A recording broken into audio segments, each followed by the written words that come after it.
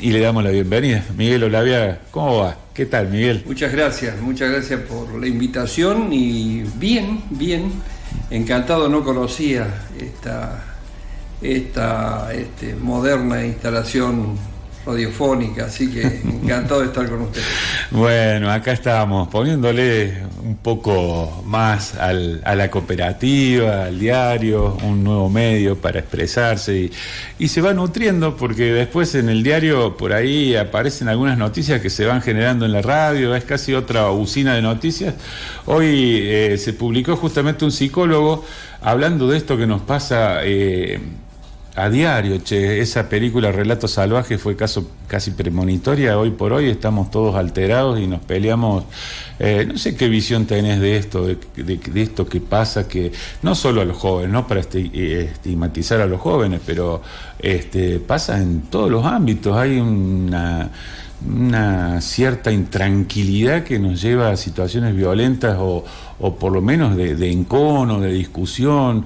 No sé, Miguel, ¿cómo lo ves vos a eso? Con mucha preocupación, uno, cuando ya ha transcurrido unos cuantos años de su existencia, no puede evitar hacer comparaciones. Y recuerdo de tiempos así, de encuentros masivos, podríamos decir, de bailes populares, competencias deportivas, populares, casi siempre había un pequeño sedimento que tenían tendencia al desborde. Y era precisamente, era gente que estaba dotada o estaba predispuesta a mostrar condiciones tanto físicas como de conocimiento de defensa y demás. Pero hoy todo eso se ha masificado. Y lo peor del caso, que antes inclusive vos encontrabas en algunos fortachones también una protección frente a determinadas conductas sociales.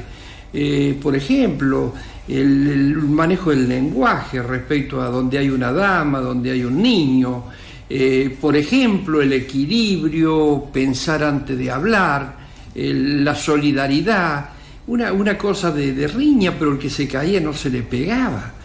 Y ahora estamos nosotros, no solamente hemos masificado esa crispación que vos bien definís, que la podés encontrar, una crispación, un estado de crispación social, que la podés encontrar en todos los ámbitos. La podés encontrar en el tránsito, por ejemplo, la podés encontrar en los encuentros deportivos, la podés encontrar en la estrategia política inclusive, porque hay conductas belicosas que no solamente van al plano físico, sino a la necesidad de confrontar más allá de lo que puedan ser los límites razonables de alguien civilizado. Bueno, y si ese grado de si se quiere, de enfrentamiento o de violencia baja, desde la autoridad, también prende de una manera exponencial, se multiplica, claro. Exponencial. La violencia que viene de arriba, bueno, lo hemos vivido en los procesos políticos del país, en las dictaduras y todo ese tipo. Cuando la violencia empieza a expresar una planificación superior, dejemos librado el razonamiento superior, que puede ser el exacerbado paternalismo autoritario en los lugares de trabajo. Se dicen en cualquier manual de análisis de factor humano, no digo recurso humano por esto de los vascos que se enojan cuando uno dice recurso humano refiriéndose a las personas, sino el factor humano, son las tres cuestiones: la concepción vertical de la organización de la gestión, el laissez-faire, y el método democrático, que es consensuar, capacitar, orientar, producir mediante prácticas consensuadas. Bueno, estamos viendo que hay una tendencia a la cuestión vertical, a la cuestión dominante, y eso creo que necesita explicaciones sociológicas, inclusive. Por ejemplo, Bauman, cuando determinaba la sociedad líquida, creo que ahí encontraba un poco la génesis del conflicto. Es decir, cuando nosotros no nos sustentamos en principios, en valores, en convicciones, en ideología, no nos sustentamos en posiciones, y naturalmente somos una pluma en el viento, y esa pluma en el viento frente a la primer brisa se expresa en disparada o asentándose donde no se tiene que asentar. Por lo tanto, creo que tiene componentes. Hoy creo que habría que celebrar, desde el punto de vista de la violencia en su máxima expresión universal, creo que hoy tendríamos un párrafo para celebrar el alto de fuego que se da con Israel y Hamas, por 60 días. Ahí me imagino que la diplomacia ha operado un alto de fuego por 60 días, y en el tiempo de los 60 días está este aspecto de la Navidad, las festividades y demás. Yo creo que la humanidad era uno de los dos aspectos que nos tenían conmocionado. Bueno, por lo menos hemos tenido una noticia aún parcial, aún breve, que no se van a las manos, guardan por 60 días las armas.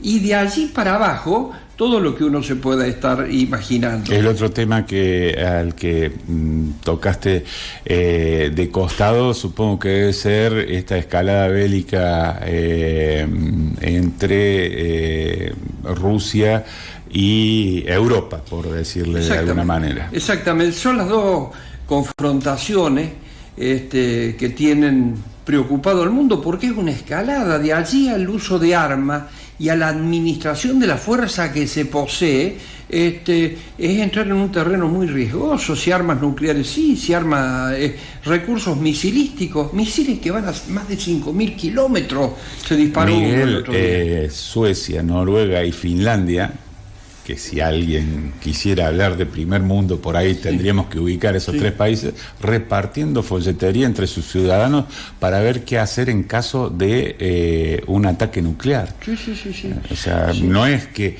lo estemos mencionando así como al pasar. Hay datos que a algunos gobiernos de este tipo de países los ha llevado a abrir el paraguas. Claro.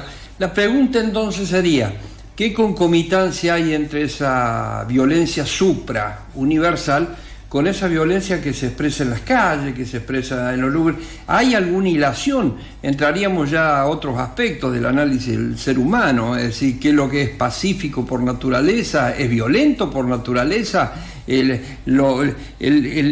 personaje unisecuencial cazador traía la violencia intrínseca dentro de él.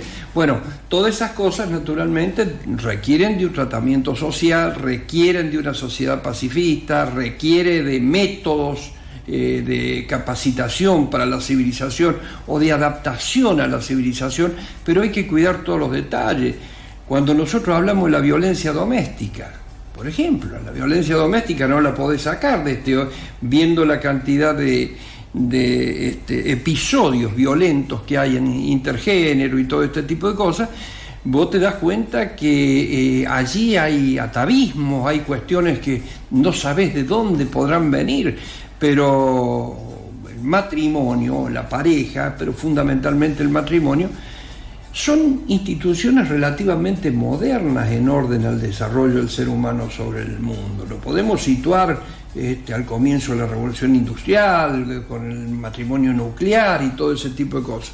A la pregunta entonces, Sergio, para no evitarla, yo tengo la preocupación, y hay una preocupación que se agiganta cuando vos empezás a avanzar en el tiempo y después de ser ciudadano liso y llano pasás a ser ciudadano padre o padre ciudadano, abuelo ciudadano, que salen los niños, que van a grandes encuentros, que van en los viajes de estudio, que se relacionan con gente que está fuera del ejido de lo que puede ser el vínculo familiar, empiezan. Es una preocupación social, y sobre todo porque las sociedades, desde el punto de vista demográfico, tienden a concentrarse. Este es un país que fue rural. Nosotros en los primeros 100 años de la independencia de este país teníamos más del 90% viviendo en áreas rurales, y a los 200 años se invirtió eso y los tenemos en grandes concentraciones demográficas. Y estas cuestiones que se analizan, yo no soy un especialista en el tema, que se analizan ahora, se pone mucho más cruento y más virulento en los espacios en donde la gente vive hacinada y con falta de servicio, asistencia, degradación de las condiciones de vida, está exacerbado. Y no va de suyo que sea interclase. Hoy la violencia se expresa transversalmente. Hoy el riesgo lo tenés cuando te hacen una entradera en una casa de Palermo, como cuando te roban ropa del alambre que está colgado para que se seque. De manera tal de que me parece que tiene componentes lo suficientemente serios y profundos como para que sea materia de tratamiento. No es con voluntarismo que esto se resuelve, pero debe haber connotaciones sociales, económicas, debe haber, por qué no decir, aspectos que están muy cercanos a la formación y a la educación. Por eso son todos campos que vamos a tener que dedicarle mucha atención en el futuro. Tuvimos invitada una joven politóloga, Juliana Rodríguez, digo bien, Paloma, egresada de acá de la Universidad Nacional de Villa María, con una visión bastante particular, porque bueno, se nos ocurrió a nosotros mencionar sin estigmatizar, porque no pasa solamente por los jóvenes, pero ir a las escuelas, empezar por las escuelas hablando con los chicos, dice sí, pero ¿qué hacemos con el de 29 que hace 10 años que salió de la escuela, si es que fue a la escuela? Entonces ella hablaba porque a lo mejor esa persona no está institucionalizada ni en un club, no participa de ninguna entidad que lo contenga. Entonces dice, a ella le parecía que había que ir al encuentro de los chicos ahí donde estén y escucharlos y hablar y empezar a ver entre todos cómo abordamos esto. Pero bueno, es un problema que tenemos y del cual está bien hablar, porque entre todos a lo mejor encontramos un camino. Y al respecto, cuando uno habla, parece una abstracción, dice escuela, cree que lo está diciendo todo, y hoy hay una discusión también en el plano universal. Por ejemplo, Japón, con el planteo de cambio valiente en materia de educación, está reformulando, replanteando, y no estamos hablando de un país rezagado en el top 10 de la educación, pero plantea 5 materias, entre las materias que plantea está instrucción cívica, plantea volver al libro, plantea a través de las vacaciones de intercambio, no preparan mucho más para los acontecimientos intrapaís, sino para preparar ciudadanos del mundo. Hay un trabajo que se llama Cambio Valiente en materia de educación de Japón, y daría la impresión que también hay un montón de cuestiones que hay que reformular en orden a la dinámica evolutiva que ha tenido la humanidad. No es más hacer deberes, sentarse con la disciplina casi rígida, tal hora, los deberes, y parece que hay otros factores, el ámbito, el riesgo, por ejemplo, de la hipnosis del aburrimiento del paisaje. Hay un montón de elementos que se incorporan como factor nuevo, centrales en la educación y colaterales desde el punto de vista paisajístico, donde se desenvuelve el niño hasta alta edad, ¿no? O sea que ayer no sé cuántos estudiantes tuvimos acá dentro del estudio, 50, 40, 50. Bueno, vienen los colegios de la ciudad y de la región, vienen a visitar el diario, las diferentes divisiones. Ayer estuvo cuarto año B de gestión del Instituto del Rosario. Estaban todos los chicos acá. 2 de ellos tomaron asiento, se pusieron al micrófono para charlar en representación un poco de todos, y como habían elegido gestión, nos comentaban los chicos que si no la agarraste desde el vamos, si no tuviste un profesor Espíndola, un profesor Marzola, no la agarraste desde el vamos, es clavado que te la llevas a las materias esenciales de esa. Entonces le digo, bueno, pero hay profes particulares que seguramente les pueden ayudar a ponerse al día para seguir el tren, y una de las alumnas de allá me hacía señas 6.000 mangos la hora, que era imposible, o sea, te la llevas. Seguro. te la llevas. Seguro. Así es que bueno... Con suspicacia, perdonar la interrupción, con suspicacia respecto a la flexibilidad que en algunos lugares de altos estudios se aplica con este criterio, el que puede llega más rápido y el que no... Cuando se discute el concepto del Congreso Pedagógico en la época de Raúl Alfonsín, para situar la época, 83, 87... Congreso Pedagógico Nacional. El Congreso Pedagógico Nacional, que dicho sea de paso, por provenir de donde provenimos, nosotros no podríamos decir buen día si no decimos desde los sectores cooperativos y mutuales, decir el artículo 90 de la Ley de Educación, que instituye en todos los niveles de la educación la formación mutual y cooperativa. En la primaria, en la secundaria, en los altos estudios. Se ha avanzado un poco en el plano universitario, en Derecho y en Ciencias Económicas, porque hay una especialización, pero no se trata de una cuestión colateral a los programas, sino íncito en los programas. Y no se está cumpliendo el artículo 90. Nosotros no podríamos, vuelvo a insistir, decir buen día si no decimos por qué no se cumple el artículo 90. Y no es un problema presupuestario, es un problema de disposición, porque todos los educadores que están trabajando en los distintos niveles de la formación y la educación, tienen que prepararse ellos también, porque esta cuestión, que dicho sea de paso, ya en 1840 y pico, los pioneros de Rochdale han pasado 160 años, ¿lo estoy sacando bien? Sí. 1840 y pico, sí.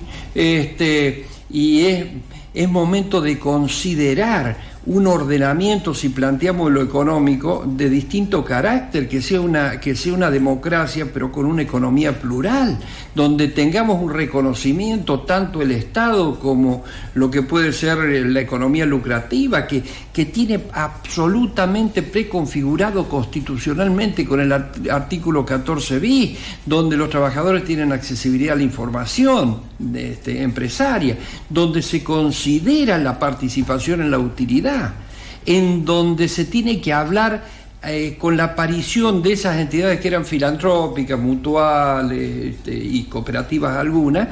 El otro día estaba viendo que uno de los problemas que se ha desatado con la ley Hojarasca es de 1926, presidencia de Alvear, donde se eximió a la gente. Imagínate el grito de Alcorta, estamos hablando de la época del grito de Alcorta. Se elimina esa cuestión que tiene que ver con el gravamen sobre los capitales de las cooperativas y estamos hablando de un derecho que venía del año 1926. Es necesario hacer una recopilación, un digesto de una legislación dispersa y ubicar estas entidades en el plano de un segmento de la economía que haga un paisaje de configuración plural. Mira, ¿puedo seguir? Sí, no, estaba pensando que justamente ayer le hablábamos a los chicos, cuando vienen a recorrer, le hablamos de periodismo y de cooperativismo. Sí. Y uno de los conceptos muy básicos es, chicos, cuando terminen la secundaria, por ahí tienen ideas y solos no la pueden llevar adelante porque por diferentes motivos, pero sí se puede con el otro al lado. Seguro. Y en una forma cooperativa se puede implementar lo que uno tiene ganas de hacer y que en soledad no podría. Hoy el país, no entrando en juicio de valores de políticas públicas o diseños estratégicos de los gobiernos, pero hoy estamos frente a una casi arenga de eliminación del Estado. Sí, vale decir, sí. Del más alto nivel del poder político se habla que del Estado como una cosa perniciosa, como una cosa burocrática, etcétera, etcétera. Seguramente se sustenta en una serie de precariedades y de dificultades en el funcionamiento del Estado. Déjame ahí hacer un pequeño insert. Estuvo sentado allí mismo Álvaro Ugartemendía, de una empresa láctea, que acaba de ganar una medalla en un certamen internacional que se celebró en Portugal, con uno de sus productos, con uno de sus quesos concretamente, y él decía orgulloso que sus productos en el packaging llevan el sello del INTA y del INTI, porque una pyme, sin ese apoyo de esos organismos, jamás hubiese podido innovar como lo hicieron ellos para conseguir eso. Bueno, pero fíjate vos, hoy está la noticia, el título es muy página 12, la inmobiliaria de Milei. El gobierno pone a la venta terrenos del INTA y proyecta 1.500 despidos. El INTA, que estaba fuera, o el INTI, que deberían estar fuera de toda discusión, por el bien que le han hecho a la industria nacional, a la industria agropecuaria, a la industria mecánica y agropecuaria en el país. Deberían ser cosas que ya son políticas de Estado. Con eso no nos podemos meter. Pero si el hilo de mi razonamiento va a otra cuestión.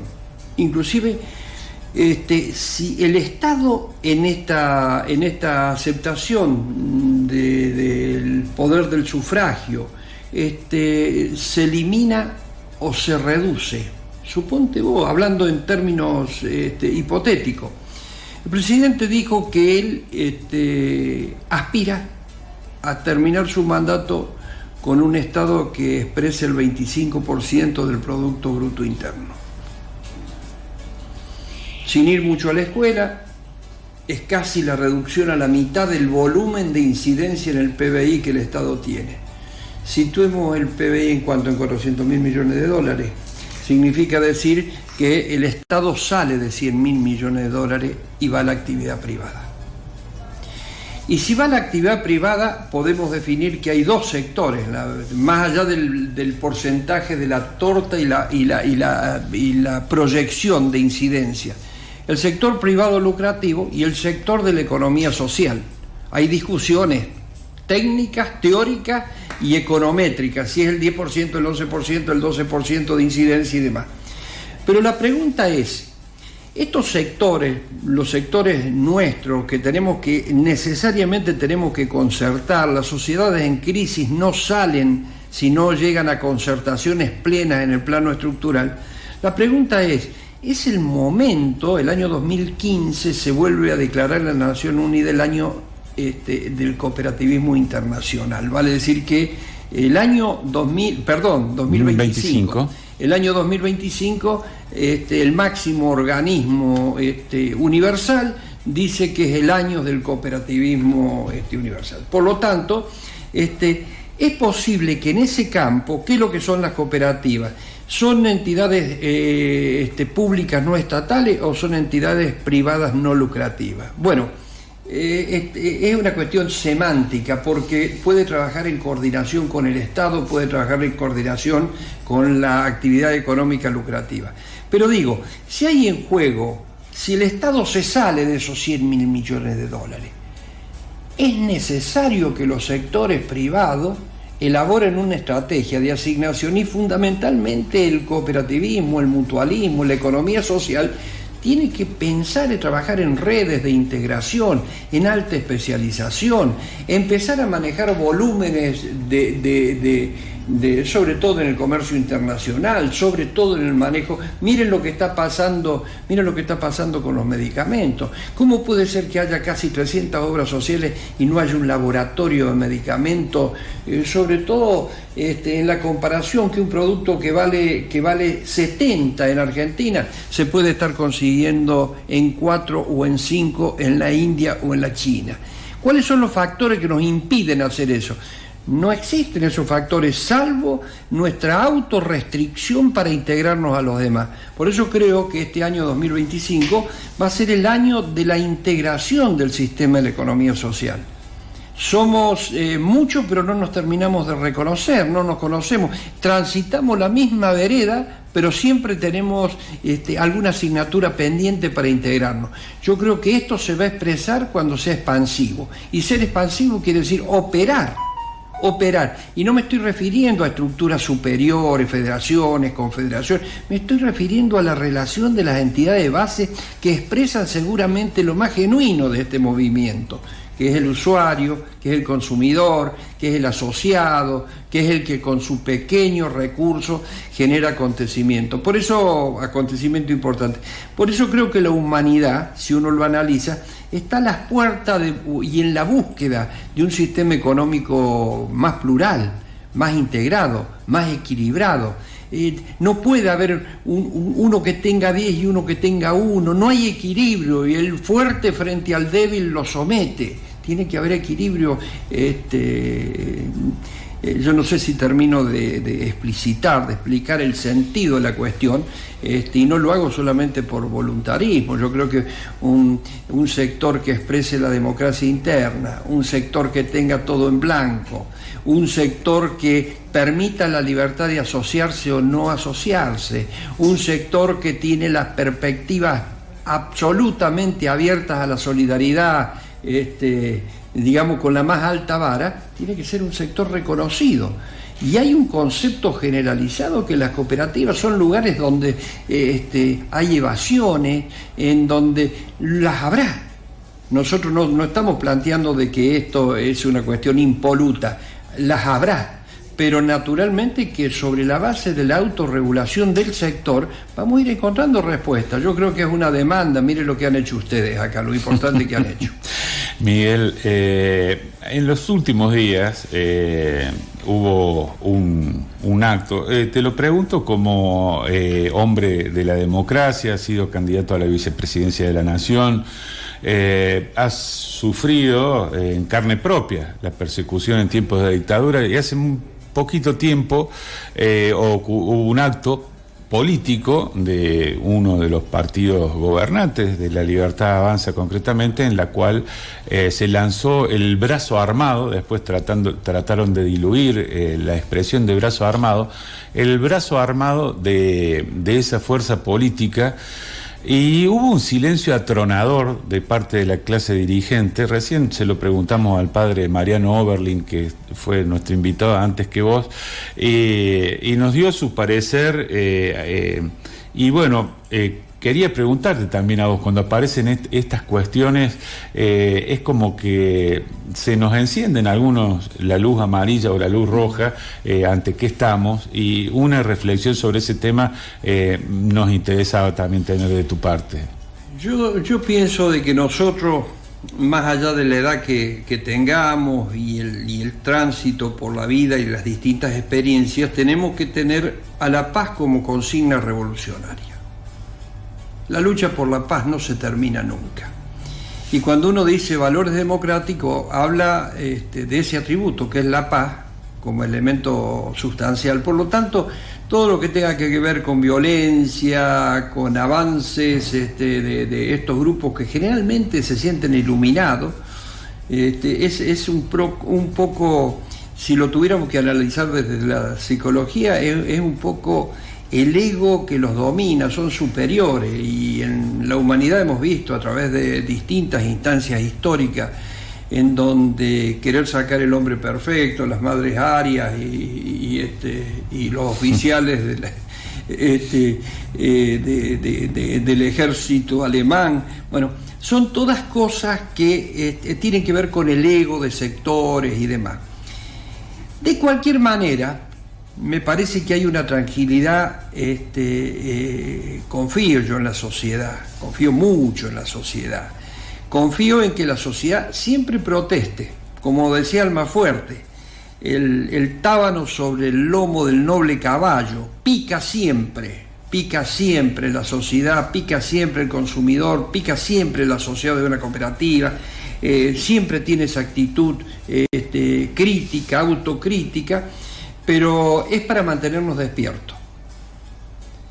Y yo creo que esta sociedad, después de lo que le tocó vivir, creo que no puede perder la memoria.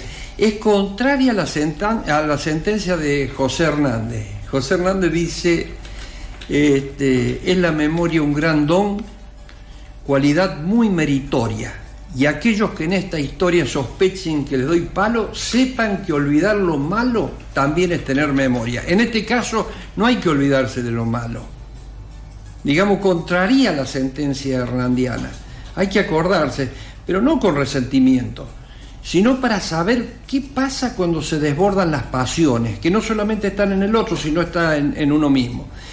Cuando vino Felipe González, después de haber sido electo para la recuperación democrática de España, después del proceso de Adolfo Suárez, un periodista le hace una pregunta a Felipe González y le dice: ¿cómo puede ser usted, comandante Isidoro, en la actividad republicana? Vos esto lo debe tener presente por tu paso por Europa.